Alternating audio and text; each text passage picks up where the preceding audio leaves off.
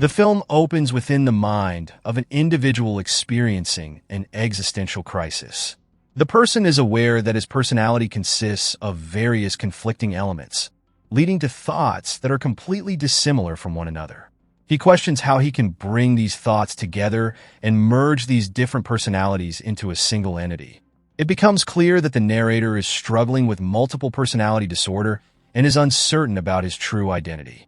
Intriguingly, the man also believes that every evil in the world serves as nature's way of restoring balance. Likewise, when he faces inner turmoil, he views it as an opportunity to balance his conflicting personalities, thoughts, and restore his mental peace. The man reflects on how love could be the key to this healing, though he admits he tends to flee from love, instead seeking power, as it gives him control over his environment. The scene then transitions to reveal the person we were just inside the mind of. Alex is a young, attractive man raised by a single mother, Sandra. He has no knowledge of his father's identity or whereabouts, and Sandra is largely absent from his life. Despite their immense wealth, she is frequently away, socializing with friends and dealing with her own struggles. At the moment, Alex finds himself in a difficult situation and urgently calls his mother. She quickly informs him that it's not a good time to talk, with the sounds of a party echoing in the background. However, Alex, filled with panic, insists that he urgently needs her help. When Sandra inquires about what happened, Alex gives a vague response, mentioning that a friend came over and something occurred. Sandra assumes they might have broken something, but Alex begins crying and desperately asks her to come home immediately. The camera then shifts to reveal blood-stained sheets, indicating that Alex has killed his girlfriend. Yet he appears bewildered, as though he has no understanding of what transpired. After some time, Sandra returns and takes charge of the situation.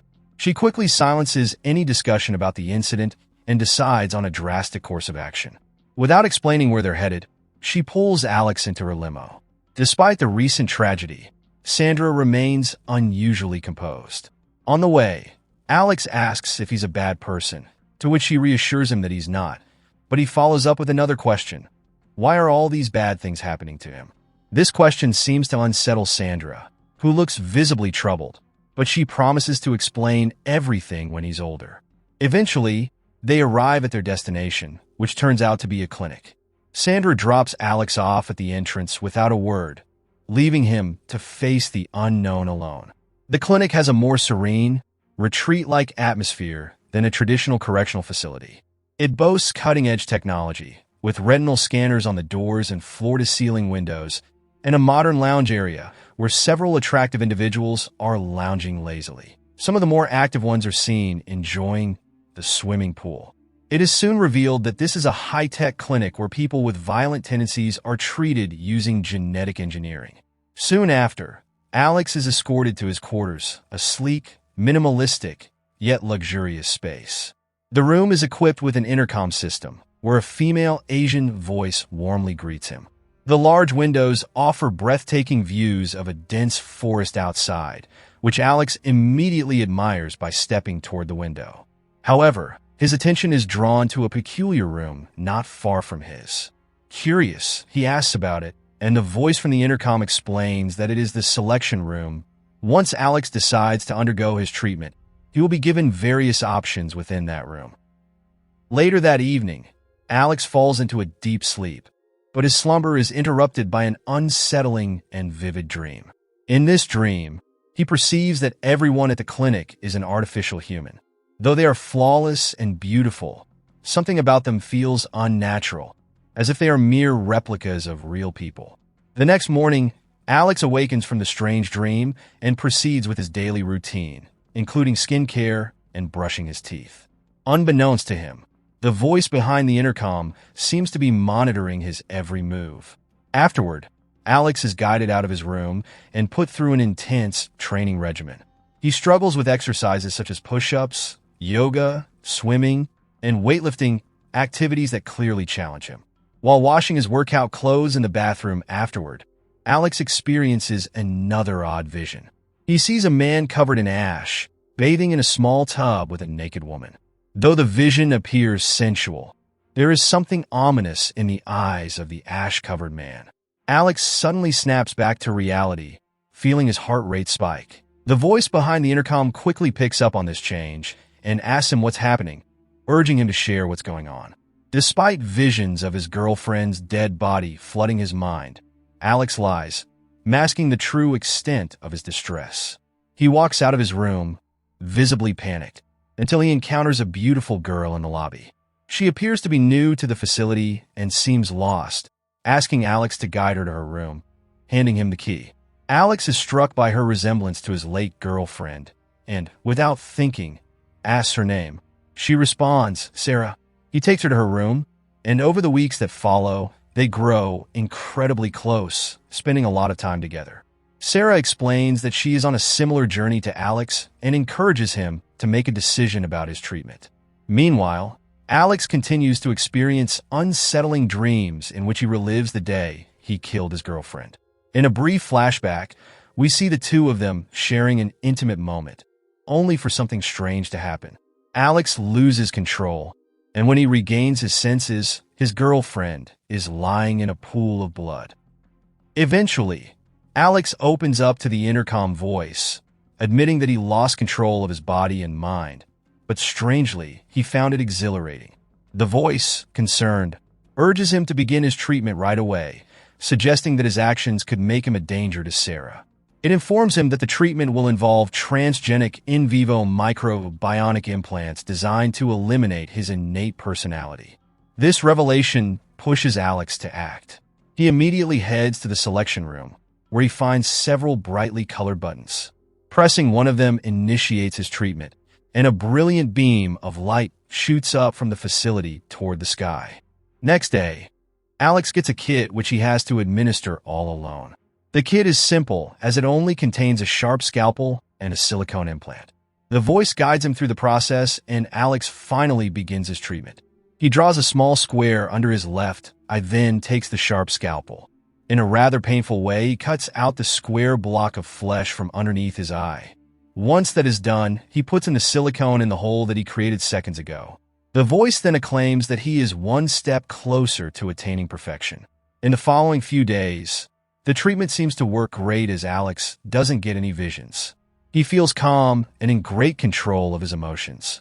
However, the youngster soon gets bad news when he finds Sarah by herself in the garden outside. She tells him that they need to continue their transitions separately. Sarah feels like she is way ahead in this path of getting better as compared to Alex, who seems to have lagged behind. Later that day, Alex gets a video call from his mother.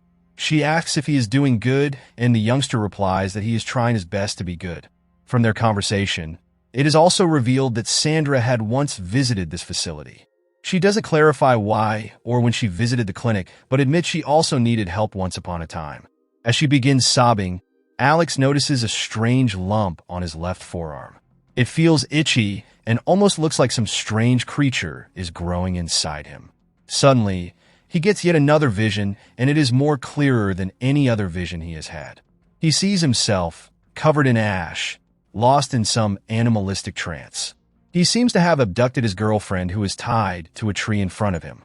In a shocking twist of events, he sets fire to the tree, burning his girlfriend alive.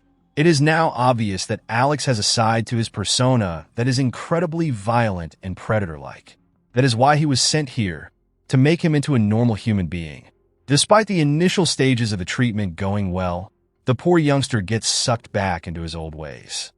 A combination of Sarah distancing herself from him and the return of his violent visions causes Alex to regress, undoing all the progress he had made. Driven by desperation, he begins to undergo further stages of the microbionic silicone implants. His second stage involves a new implant for his forehead, which requires him to cut a large rectangle of flesh from the area and insert the silicone segment. While each implant temporarily suppresses his violent tendencies, the relief is only short-lived, lasting just a few days before the brutal visions return, becoming increasingly violent with each new stage.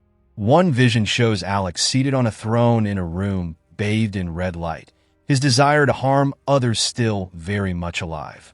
As the weeks go by, Alex continues to receive more implants, gradually transforming his face into something more cyborg-like, with deep scars around his right eye and forehead. One afternoon, As Alex eats an apple in his room, the camera shifts to reveal the voice behind the intercom. It is Ozana, an Asian woman who seems to have a past connection to Alex. She is soon joined by Dr. Hamilton Price, the founder of the clinic. They both watch Alex as he devours the apple in a disturbingly primal manner, almost as if he is eating flesh instead of fruit. That night, Alex experiences another violent vision, this one more detailed and real than any before. In it, he sees himself sitting on a throne in a dense forest, surrounded by a group of men who revere him as a god. A beautiful, lean woman approaches him, holding a strange crystal in her hands. She climbs the ladder to his throne, bows before him, and hands him the crystal. Alex swallows it whole, and immediately, he transforms into a monstrous version of himself. In a chilling twist, the woman, revealed to be Ozana, looks on in horror as the monstrous Alex grabs her neck and kills her with a swift movement. Back in the real world, Alex collapses, writhing in pain, unable to distinguish between the fictional world of his visions and reality. Ozana and Dr. Price observe him, with Alex begging for more implants in his agony. It becomes clear that he has developed an addiction to the temporary relief the implants provide, even as they become less effective over time. Ozana expresses concern for Alex and suggests halting the treatment, but Dr. Price, a determined and intense man, refuses. He believes they must push Alex to the brink of his mental limits in order to fully confront his violent nature. Dr. Price enters Alex's room and introduces himself, only to immediately drop a bombshell revelation. He reveals that Alex's mother, Sandra, was one of his first patients at the clinic. Over time, he helped her, and their relationship evolved into a love affair. Alex, Dr. Price explains, is the result of their union, making him Alex's biological father.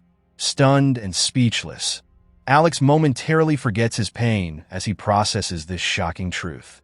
Dr. Price, now with Alex in a vulnerable state, encourages him to undergo the final stage of treatment that will supposedly transform him into a perfect being. Alex, still in shock but willing to proceed, agrees and lies flat on the floor. Dr. Price performs a square incision over Alex's heart, removes a large piece of flesh, and inserts a clear, glowing silicone implant into the gash. This is the last, most advanced piece of the microbionic enhancement. Almost immediately, Alex slips into yet another vivid, brutal vision. In this one, he is covered in ash from head to toe and engages in the horrific act of eating a baby, clearly relishing the violent act. The scene shifts abruptly, and in an alternate reality, we see a healthy version of Alex, running joyfully along a beach. He is free of the violent impulses that once plagued him, completely at peace and liberated. In the real world, however, Dr. Price stands over a now grotesque and mutated version of Alex. His body is shrunken and misshapen, resembling a shriveled, deformed creature. Dr. Price holds this twisted form of Alex, claiming it to be the perfect being. Meanwhile, in another universe, a healthy and happy Alex continues to run on the beach, a stark contrast to the horror that has unfolded in the real world.